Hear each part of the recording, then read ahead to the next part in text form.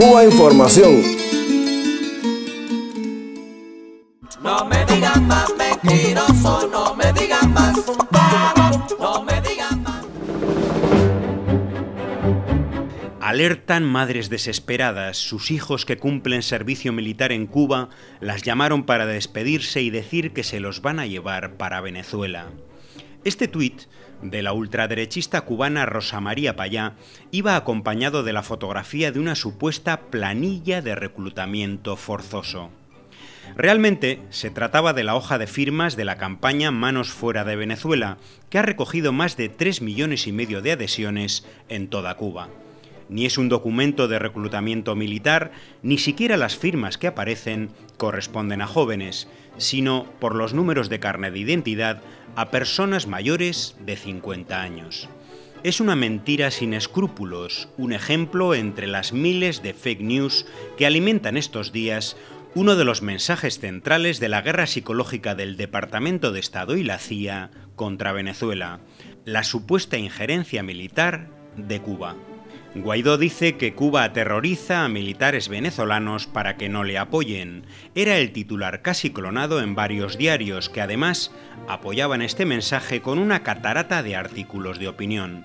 El País, por ejemplo, publicaba Cubanos Go Home, un texto que pedía una intervención contundente y rápida, pero que, para evitarla, recomendaba, lo correcto no es enfrentar a Trump, sino exigir que Cuba saque sus manos de Venezuela. Otro artículo exigía, palabras textuales, expulsar de Venezuela a todos los empleados cubanos, supuestos médicos y maestros. Todos los hombres de Maduro, intrusión cubana en Venezuela, era un trabajo del canal público alemán Deutsche Welle.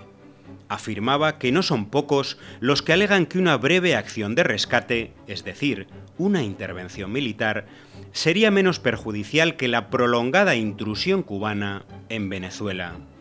Esta intrusión cubana la explicaba quién mejor, un miembro del Instituto de Estudios Estratégicos del Colegio de Guerra del Ejército de Estados Unidos, un think tank cercano al Pentágono.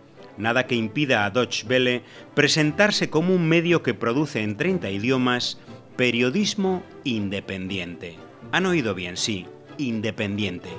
Otro medio público, CBC News de Canadá, repetía que hay miles de cubanos en las estructuras sensibles del aparato de Estado bolivariano, las Fuerzas Armadas y la contrainteligencia.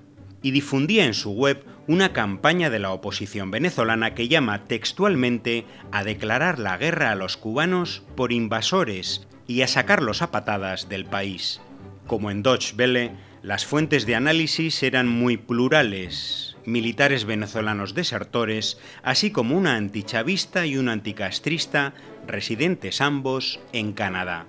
Pero la prueba de cuán profundo es el impacto de este mensaje de guerra psicológica la tenemos en el reportaje de un supuesto diario digital alternativo y progresista, El Español Público, titulado La influencia cubana en la crisis de Venezuela, con las mismas mentiras difundidas por el gobierno de Estados Unidos y con las mismas voces únicas.